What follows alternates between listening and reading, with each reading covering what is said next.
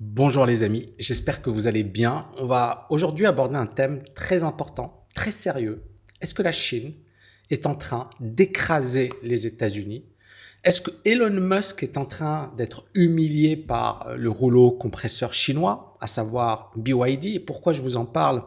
Parce qu'il y a 10 ans, Elon Musk répondait à une journaliste qui lui disait BYD, voilà, c'est un peu vos concurrents, ils sont dans la voiture électrique, etc. Et Elon Musk était en train de pouffer derrière et de dire, mais c'est pas sérieux, ils sont ridicules, ils vont mourir. Et aujourd'hui, BYD a vendu 1,5 million de véhicules électriques, Tesla 500 000 véhicules électriques, et sur le plan du chiffre d'affaires, c'est quasiment la même chose au niveau mondial. Mais il y a un autre truc que beaucoup de gens ignorent, c'est que le gros du marché de BYD, c'est en Chine. 70% des ventes de BYD se font en Chine. Ça veut dire que le potentiel de BYD est juste énorme. Alors que Tesla vend une partie importante aux États-Unis, mais elle vend également en Chine. Et donc clairement, on a l'impression que Donald Trump, en parlant de droits de douane, en disant on va influencer les Chinois, on a l'impression que c'est Donald Trump qui a la main. En fait, non, c'est la Chine qui a la main. Mais personne ne le dit parce que les médias n'ont pas ce type d'infos. Et c'est pour ça que cette vidéo est très très importante parce qu'on va creuser ensemble, on va analyser les chiffres, on va analyser les données et vous allez voir que ce que je vais vous développer, ça n'a rien à voir avec ce que vous allez écouter et entendre ailleurs. Alors, la Chine. La Chine, il y a 2-3 ans, était considérée comme has-been. Hein. La bourse chinoise s'effondre, le scandale Evergrande, le problème de l'immobilier qui est quand même conséquent.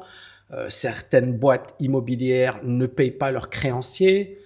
Et beaucoup de gens se sont désintéressés de la Chine et ont dit, bon, bah, la Chine, ils sont pas sérieux, c'est pas solide, etc.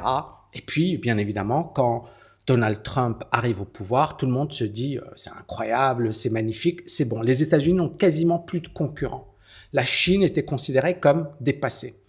Et là, en plus, bien évidemment, les États-Unis ont fait, comment dirais-je, ils ont essayé de changer la donne parce qu'ils ont vu que la Chine émergeait. Donc, ils ont essayé de casser la Chine, notamment sur les droits de douane. Trump a commencé, Biden a continué. Sur le plan du protectionnisme, on parle de protectionnisme aujourd'hui, mais c'était déjà le cas avec Trump et c'était toujours le cas avec Biden. Il y avait toujours du protectionnisme. Donc aujourd'hui, Trump ne fait que continuer ce qui avait déjà été initié. Et on pensait justement qu'on allait bloquer la Chine et que la Chine n'allait pas pouvoir se développer, que la Chine n'allait pas pouvoir revenir dans le game. Et là, on a eu un énorme bouleversement avec DeepSeek parce qu'une boîte chinoise, avec peu de moyens, a réalisé quelque chose d'incroyable alors qu'elle n'avait pas tous les outils technologiques. Et puis juste après DeepSeek, on a Alibaba. Et Alibaba, il bouleverse le marché avec Qwen 2.5 et ce modèle apparemment surpasse DeepSeek et surpasse OpenAI. Et ça montre encore une fois que la Chine, elle est là. Et encore une fois, c'est bizarre que les gens ne le comprennent pas. Moi, il y a plusieurs années que je suis un peu la Chine, notamment sur un plan technologique. Et clairement, Huawei, donc le téléphone, mais qui fait pas que ça, n'a rien à envier à un iPhone sur le plan de la qualité de la caméra, etc. Clairement, l'iPhone, il y a le marché américain, il y a le prestige, etc. Mais les Chinois, ça fait des années et des années qu'ils sont déjà dans la course à l'innovation. Donc, c'est pas une nouveauté. DeepSeek, alors ça, c'était vraiment le tremblement de terre parce qu'il y a eu une innovation majeure malgré les restrictions, malgré les droits de douane, malgré les sanctions américaines.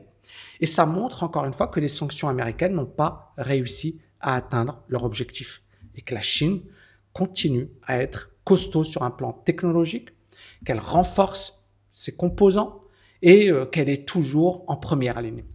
Ensuite, ce qu'on a vu, c'est qu'on a eu le crack de Nvidia. Bien sûr, Nvidia se reprend, c'est normal, mais on va y arriver après parce que la bourse est déconnectée de la réalité économique, du moins à court terme.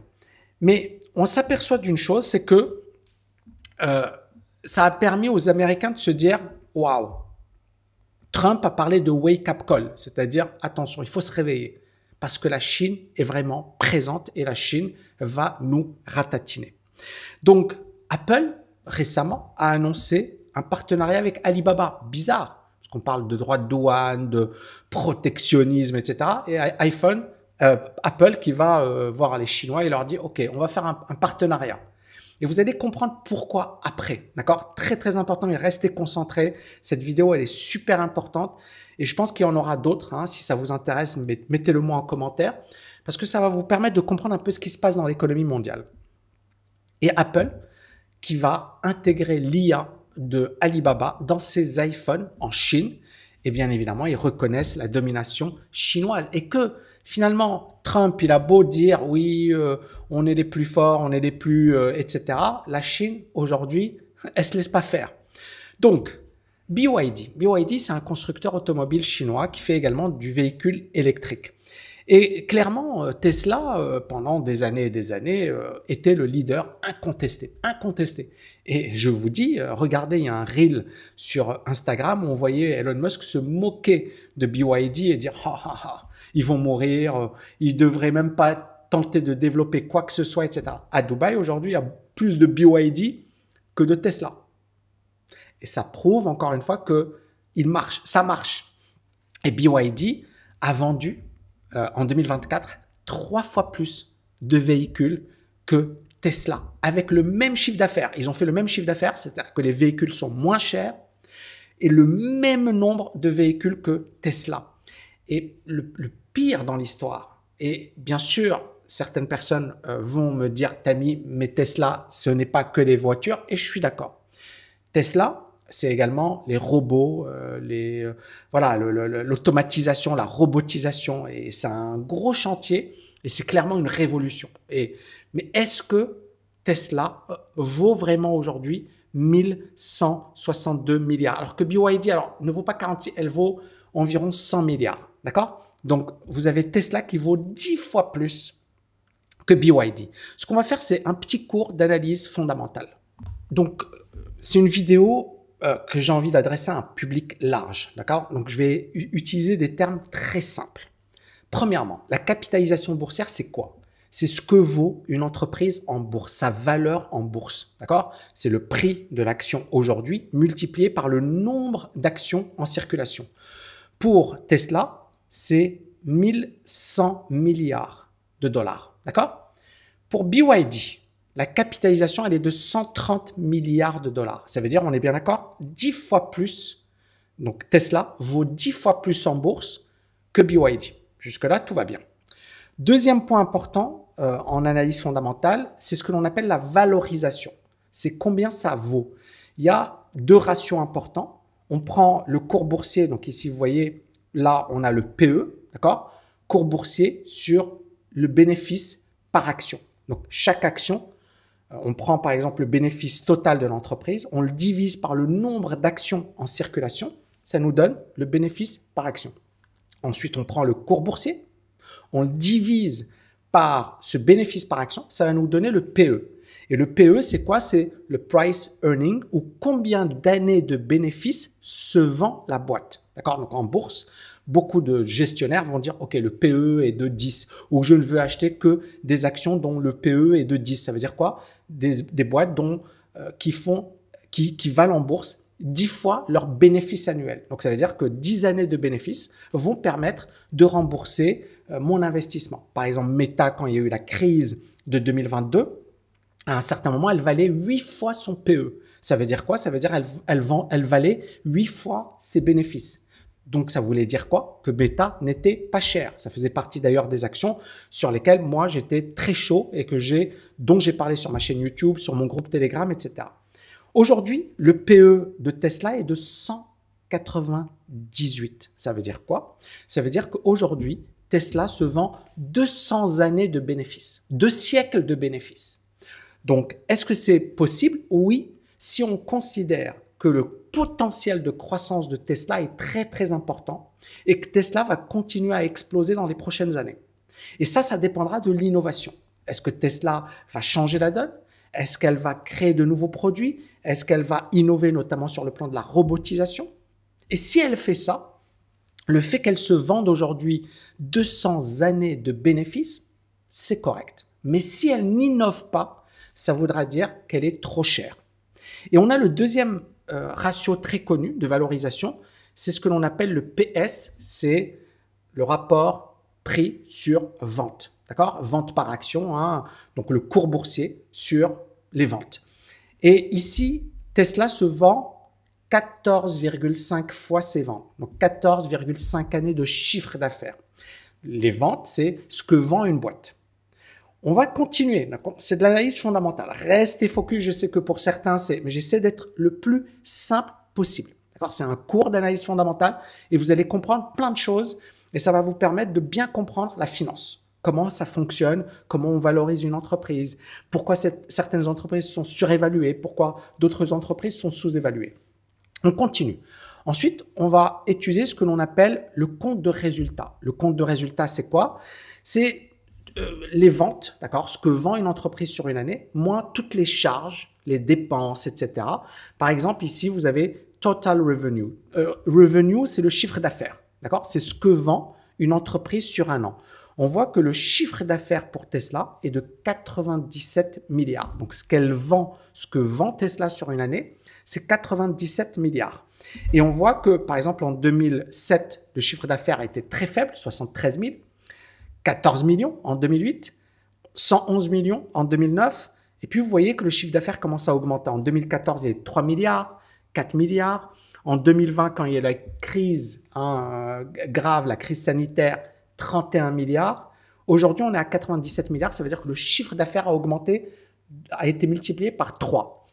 Et ça, c'est très important parce que ça permet de comprendre pourquoi une entreprise progresse rapidement en bourse. Elle progresse rapidement parce que ses ventes augmentent et son bénéfice augmente. Et ici, on va revenir sur le bénéfice. Le bénéfice, ça s'appelle le net income. D'accord? Et le net income, ici, on voit moins 78 millions en 2007. Et regardez ici, elle perd moins 82 millions, moins 55, moins 396 millions en 2016. Et ça continue de perdre. Même en 2020, l'entreprise, elle gagnait légèrement. Elle gagnait 690 millions. Mais en 2019, elle perdait 870 millions. Et l'entreprise a commencé à être profitable. La première année de profitabilité, ça a été en 2021. Donc, vous imaginez, entre 2006 et 2021, cette boîte ne fait que perdre de l'argent. Et beaucoup de gens disaient Elon Musk, c'est n'importe quoi, son projet, c'est n'importe quoi, etc. Mais ce qu'il était important pour nous de voir, ce n'était pas le bénéfice.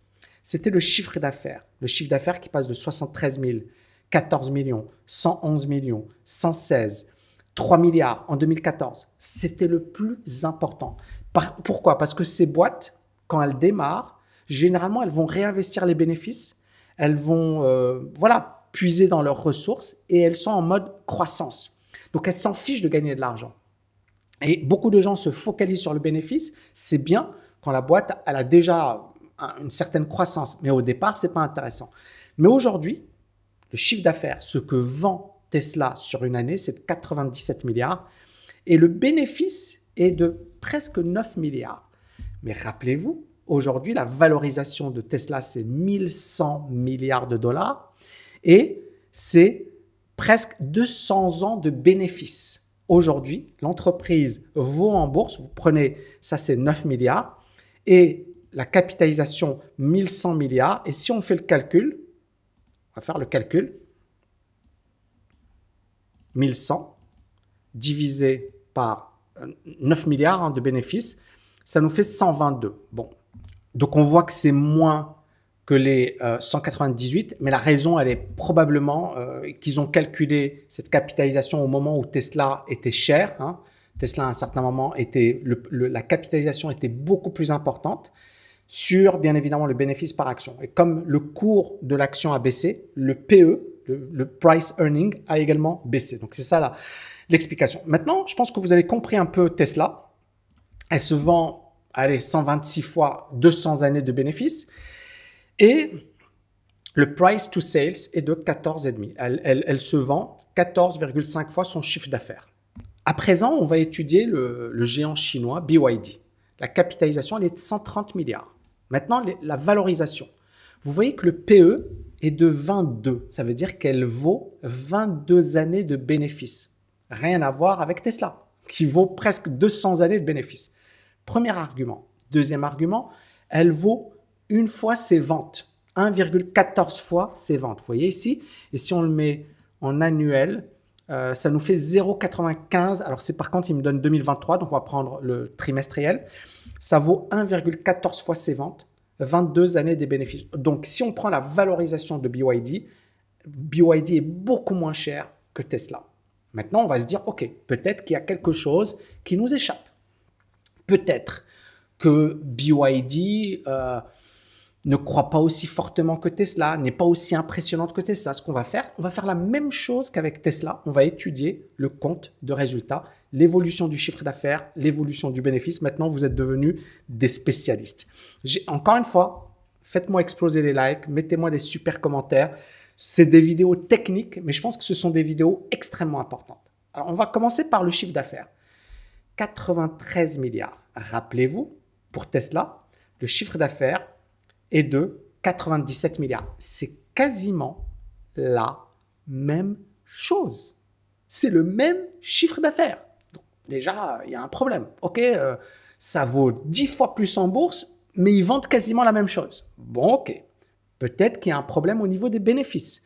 Donc, les bénéfices pour Tesla, on a vu ici net income 7 milliards, c'est ça, hein, 7 milliards, avec une croissance, on va prendre par contre annuelle, vous voyez ici moins 52% sur la dernière année. D'accord? Le bénéfice a baissé de 52% parce qu'en 2023, il était de 15 milliards. 12 milliards, donc là, ça a augmenté. D'accord? Mais là, en 2024, le bénéfice par action a été divisé par 2. Le chiffre d'affaires, il est passé de 96 milliards à 97 milliards. Est-ce qu'on peut noter une forte croissance? Est-ce que Tesla explose sur un plan chiffre d'affaires? Non. Chiffre d'affaires, il stagne et le bénéfice, il diminue. C'est pas bon. D'accord? Encore une fois, c'est là où on se base sur des chiffres.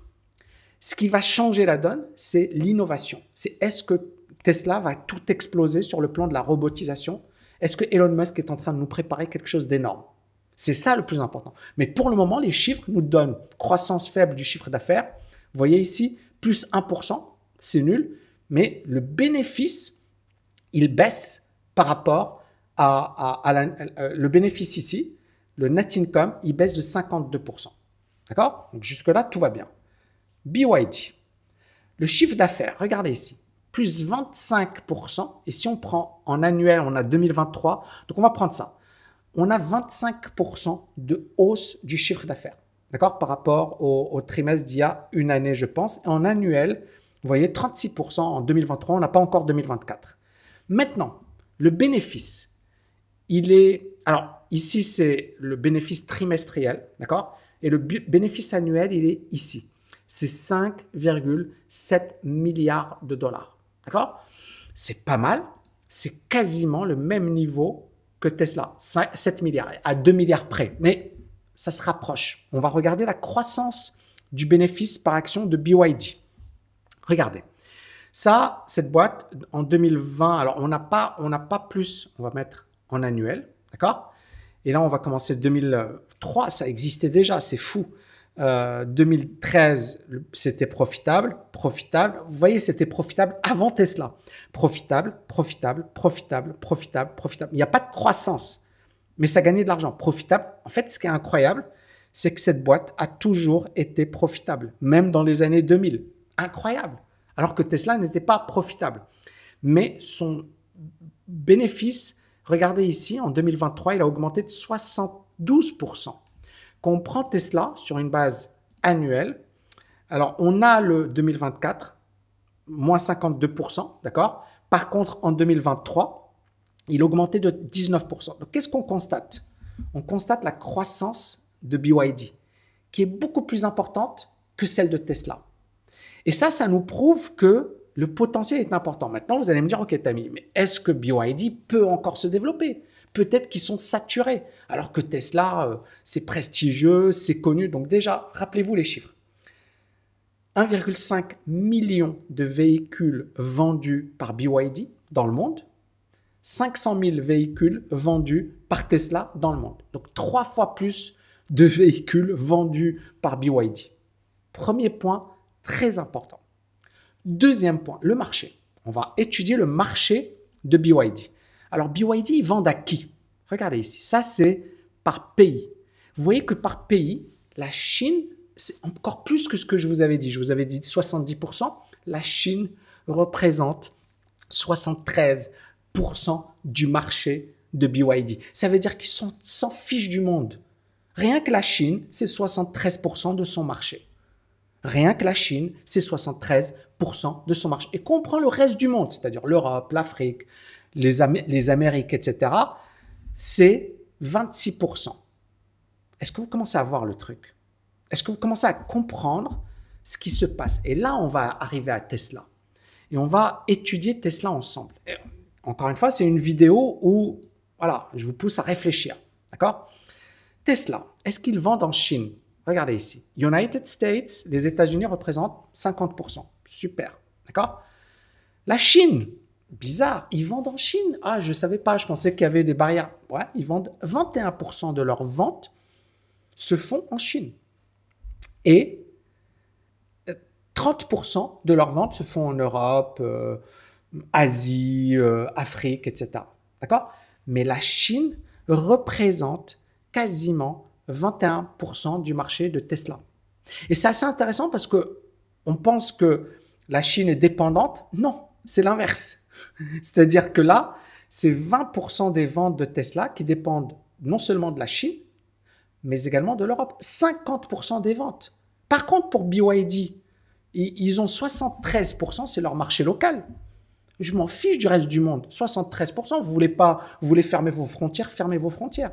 Est-ce que vous commencez à voir le truc?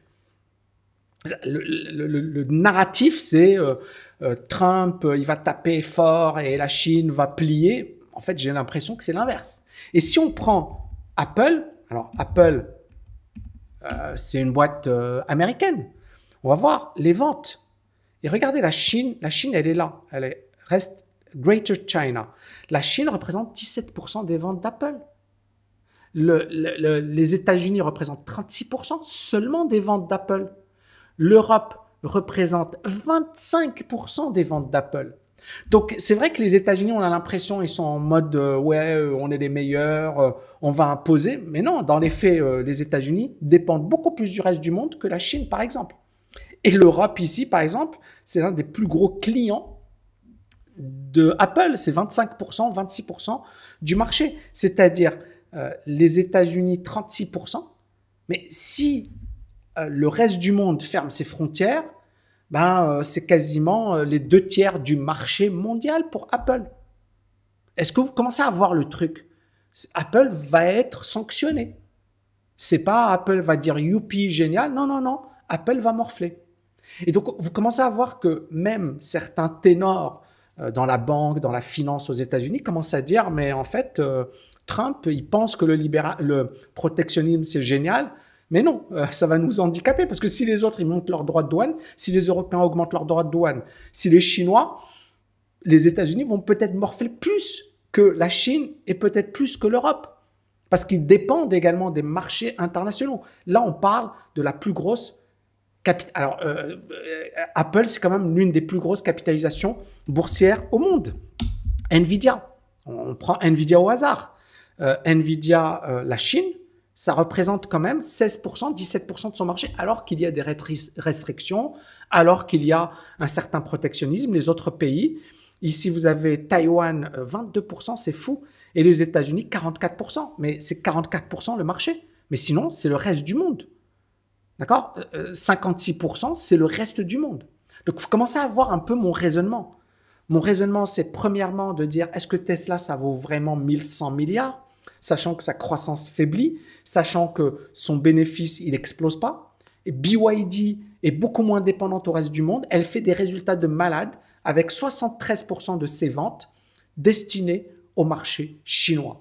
Si moi, on me disait, Tammy, voilà, en te basant uniquement sur ces chiffres, sur quoi tu mises, je mise sur BYD. Ce n'est pas un conseil financier ni quoi que ce soit. Maintenant, ce qui explique la hausse de Tesla, alors aujourd'hui, ça baisse un peu. Mais ce qui explique, c'est Elon Musk, c'est également la position dominante des États-Unis, mais elle n'est pas si forte que ça. C'est-à-dire, malgré ce qu'on on entend, d'accord, et on a l'impression que les États-Unis sont tout puissants, mais non, la Chine est beaucoup plus autonome que les États-Unis. Et c'est ça ce qui est paradoxal. C'est-à-dire que quand on entend le narratif, c'est Trump, oui, je vais mettre protectionnisme, je vais augmenter les droits de douane, blablabli, blablabla, les pays. Et là, on voit la Chine, on se dit, en fait, BYD, ils n'ont pas besoin des États-Unis, ils n'ont même pas besoin de vendre au marché américain. Ils ont un marché interne qui est tellement énorme que c'est déjà énorme. On prend le cas, par exemple, d'une boîte comme LVMH, d'accord? LVMH. Ici, vous voyez, vous allez voir l'Asie, d'accord? Et l'Asie représente 27% du marché de LVMH. Le Japon représente 8% du marché de LVMH. Les États-Unis, 25%, d'accord? L'Europe, 17%, sans la France. Et alors, la France, elle est où? La France, elle est là, 8%, hein, 8%. Mais on voit bien qu'il y a une grosse dépendance à l'égard de l'Asie, d'accord? 27%. Donc, l'Asie comprend également la Chine. Et le Japon, 8%. D'accord? Donc, on est sur du 35% en Asie. Donc, je pense que vous avez compris un peu mon point de vue. Mon point de vue, c'est que attention au narratif. D'accord? Attention à ce qu'on vous raconte. Faites-vous votre propre idée. Et ma propre idée, c'est qu'en regardant BYD et Tesla, BYD a un potentiel de malade par rapport à Tesla. Maintenant, la bourse est déconnectée parfois des fondamentaux. Et Tesla a la chance d'être une boîte américaine aux États-Unis et il y a un engouement massif pour des boîtes comme Tesla. Il y a également les ETF. Il y a beaucoup d'ailleurs de spécialistes qui parlent du danger des ETF parce qu'en fait, quand on achète un ETF, on achète du Tesla, on achète du Nvidia et en fait, ça propulse ces actions à la hausse alors qu'il n'y a pas forcément de logique derrière. Donc ici, on regarde rapidement Tesla. Vous voyez que Tesla, ça valait pas loin des $500. Ça a fortement baissé. Là, ça monte un peu, mais ça a quand même beaucoup baissé. Mais à très long terme, ça reste une entreprise positive. Maintenant, BYD, vous voyez que ça monte beaucoup plus fortement que Tesla. Alors que Tesla, hein, rappelez-vous, c'est ça. Tesla baisse et BYD monte. D'accord? Et la capitalisation, elle est quasiment 10 fois moins importante. Alors, est-ce que Tesla est un géant qui est fragilisé? Oui. Pourquoi? Parce que clairement, aujourd'hui, Tesla dépend énormément du marché intérieur, mais pire que ça, Tesla s'approvisionne en Chine.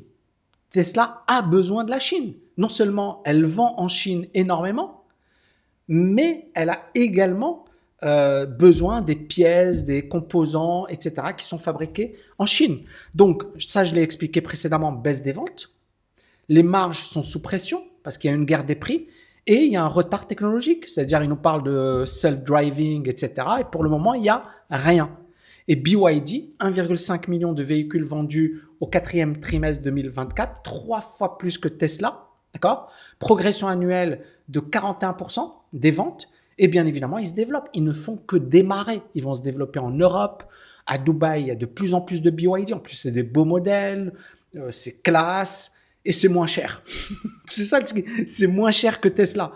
Donc, ils vont exploser le marché. Ils vont exploser le marché. Après, encore une fois, attention, il ne faut pas se contenter de ça. C'est d'où l'importance de l'analyse technique. Beaucoup de gens, ils me disent, oui, mais Tammy, parce que les fondamentaux peuvent être très positifs, mais le marché peut mettre du temps à les réaliser. Donc, et puis peut-être que parfois on a des infos qui nous échappent, notamment sur Tesla. Peut-être que on va avoir pas mal d'innovations. Donc pourquoi BYD cartonne, modèle plus accessible, d'accord? Tesla cible haut de gamme, des produits chers, etc. Autonomie industrielle totale. BYD produit ses propres batteries, ses propres semi-conducteurs. Ils n'ont pas de dépendance à l'égard des fournisseurs externes. Ça leur permet, alors que Tesla est dépendante. Est-ce que vous commencez à comprendre le truc? Ça n'a rien à voir. BYD, on s'en fiche du reste du monde. Si vous fermez vos frontières, on s'en fiche. On a notre marché. Et les marges de BYD sont en hausse. D'accord? 23% de marge, c'est-à-dire la part du chiffre d'affaires qui est en bénéfice. C'est ça la marge. Et BYD domine clairement Tesla, que ce soit sur le nombre de ventes, que ce soit sur la croissance du chiffre d'affaires, la croissance des bénéfices et sur le potentiel. Tesla, c'est comme Tesla a besoin du reste du monde. BYD a utilisé le marché chinois pour se développer, qui est un marché immense. Et là, ils ont fait leurs armes en Chine. Et là, ils sont prêts à exporter et ils vont exporter. Et ils vont exporter. Parce que entre une Tesla qui vaut, allez, je dis n'importe quoi, 50 000 et une BYD qui vaut 20 000, qui est peut-être plus belle, beaucoup moins chère, plus esthétique, etc., bah, les gens ils vont se dire bah, pourquoi je vais payer 2 fois plus ou 3 fois plus pour cette voiture alors que j'ai beaucoup mieux pour moins cher. Et c'est ça ce qui est en train de se passer. Donc, duel boursier, j'en ai parlé. Capitalisation de... Alors là, ce n'est pas 46 milliards, c'est 100 milliards, on l'a vu. Mais clairement, c'est 10 fois plus. Tesla vend en bourse 10 fois plus que Tesla. Pourquoi l'écart? On peut l'expliquer de différentes manières. Le prestige de Tesla, le prestige d'Elon Musk, l'effet premium, les États-Unis, d'accord? C'est le prestige des Américains. L'iPhone, les gens achètent là. Alors bien sûr qu'il y a des choses sympas, mais il y a également le rêve, d'accord? Et ça, les Américains sont très très forts sur un plan marketing. L'influence d'Elon Musk et bien évidemment la domination du marché américain. Est-ce que Tesla peut conserver son leadership? Non. C'est-à-dire que s'il continue comme ça, s'il n'y a pas une innovation majeure, s'ils ne sont pas en train de changer radicalement la donne, non, ils ne vont pas conserver leur leadership. Et c'est ça ce qui fait peur à Tesla et même pour les États-Unis. Pourquoi? Parce qu'effectivement, il y a un vrai retard et BYD, ils étaient discrets, etc. Et là, ils sont en train d'exploser le marché. Ils sont en train d'exploser. Et c'est là où la Chine, encore une fois, était sous-estimée. Même moi, à un certain moment, je me suis dit, ils déconnent avec Evergrande, etc. Mais ils sont toujours là. Et je vous l'avais déjà dit dans une autre vidéo, le vrai combat aujourd'hui, ce n'est pas les droits de douane, non, c'est la Chine qui va devenir la première puissance économique de la planète. Les États-Unis le savent et les États-Unis vont tout mettre en place pour bloquer la Chine. D'accord? Tout mettre en place. Et là, aujourd'hui, quand Trump négocie avec Poutine, ok, beaucoup de gens, oui, non, c'est un scandale. C'est que Trump, il a compris que Poutine, il est avec les Chinois, que les Chinois, ils ont été très, très intelligents et que, en fait, Trump, il veut diviser pour mieux régner. C'est-à-dire que, de toutes les manières, Poutine, il s'est mis avec les Chinois et la Chine, aujourd'hui, commence à attirer beaucoup plus de sympathie dans le monde. Alors qu'on pourrait penser le contraire. Ben non, d'accord? Et on voit bien que les choses évoluent, mais ça peut évoluer même très, très, très rapidement. Donc, est-ce que Tesla peut conserver son leadership? Plusieurs conditions. Premièrement, elle arrive à livrer son modèle à 25 000 $. D'accord? Deuxièmement, elle développe de nouvelles batteries, le robot taxi, etc. Et puis elle a le marché américain, c'est quand même la première économie de la planète. C'est ça la puissance de Tesla. Et puis la robotisation. La robotisation. J'écoutais récemment un podcast et la personne parlait de robotisation et disait Tesla sont très très forts sur le plan des robots et de l'automatisation. Et il disait en fait on sous-estime ce domaine. Mais dans quelques années, on va avoir une armée de robots qui vont être dans le bâtiment, dans la construction. On va avoir des robots taxis, des robots chauffeurs de bus, des robots et des humanoïdes. Et en fait, on est en train de sous-estimer ce qui est en train de se passer, mais ça va complètement révolutionner l'économie, ça va complètement décimer pas mal d'emplois, bien sûr qui seront remplacés par d'autres emplois. Et Tesla est dedans. D'accord? Donc c'est ça ce qui est intéressant, c'est que Tesla, il y a Elon Musk. Elon Musk, qu'on l'aime, qu'on le déteste, c'est un génie, c'est un bon. Et c'est ça, c'est comment les États-Unis vont se développer. Parce que la robotisation, en fait, beaucoup disent, si ça se matérialise, le PIB des États-Unis pourrait être multiplié par 3, par 4. Parce que les robots, ils vont travailler H24, pas fatigués. Ça fait peur, bien évidemment. Ça ressemble à des films de science-fiction. Mais c'est le monde vers lequel on évolue. Et bien sûr qu'il y a aujourd'hui un gros combat, Chine, États-Unis. Et les États-Unis savent que sur un plan démographique, ils sont explosés par la Chine. Les ingénieurs, récemment, Macron parlait du nombre d'ingénieurs que l'Inde produit chaque année, je ne sais pas si vous connaissez le chiffre, 1 million d'ingénieurs par an.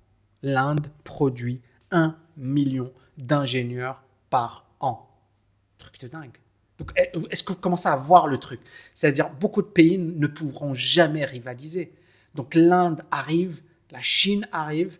Et aujourd'hui, l'automatisation, c'est une manière de dire, OK, on peut avoir une productivité beaucoup plus importante sans avoir un nombre aussi important de personnes. C'est pour ça que c'est un gros challenge, ce qui arrive. Et c'est pour ça que il ne faut pas enterrer Tesla, parce que s'ils réussissent leur pari sur la robotisation, ils peuvent revenir très fort. Pour le moment, ils sont dépassés par BYD. Il faut être réaliste. D'accord? Donc BYD, est-ce que c'est la nouvelle référence mondiale? Oui. Domination des ventes, expansion agressive, ce n'est que le début. 73% des ventes se font en Chine, mais dans quelques années, ils vont ratisser large. Il y aura des BYD partout dans le monde. Donc attention. Et si BYD continue à améliorer ses marges, à conquérir l'Europe, les États-Unis, l'Afrique, l'Asie, clairement, BYD, sa valeur en bourse va probablement progresser. Donc, conclusion. Clairement, Tesla, aujourd'hui, conserve une place à part. Il y a toujours ce prestige. Elon Musk, il est toujours là. L'innovation, le leadership sur les marchés occidentaux, etc. Bon, Tesla est toujours là. Mais BYD est en train de gagner des parts de marché très, très, très rapidement. Et clairement, BYD, même en bourse, a un potentiel. Sa valeur, elle est 10 fois moins importante que celle de Tesla, sachant qu'elle produit 3 fois plus de véhicules, sachant que son chiffre d'affaires est quasiment le même que celui de Tesla, et sachant qu'elle a une marge de croissance qui est juste incroyable. Juste 27% sur le marché mondial.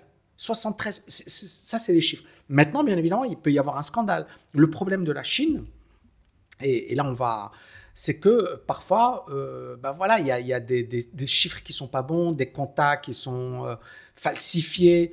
Donc, il n'y a pas une transparence sur le plan de l'information comme aux États-Unis, par exemple. C'est pas parfait, mais c'est quand même mieux que la Chine. Donc, le gros problème de la Chine, ça va être la gouvernance, la transparence des informations. On l'a vu avec le cas de Evergrande, c'est un énorme scandale. Aux États-Unis, c'est catastrophique. Beaucoup de gens ont perdu tout leur argent, etc. Donc, le gros problème de la Chine, ça va être ça. Ça va être la gouvernance, la transparence de l'information. Également, le fait que, par exemple, le PDG d'Alibaba, Jack Ma, dès qu'il a dit quelque chose, il s'est retrouvé un peu au placard. Et ça refroidit beaucoup de gens sur la Chine.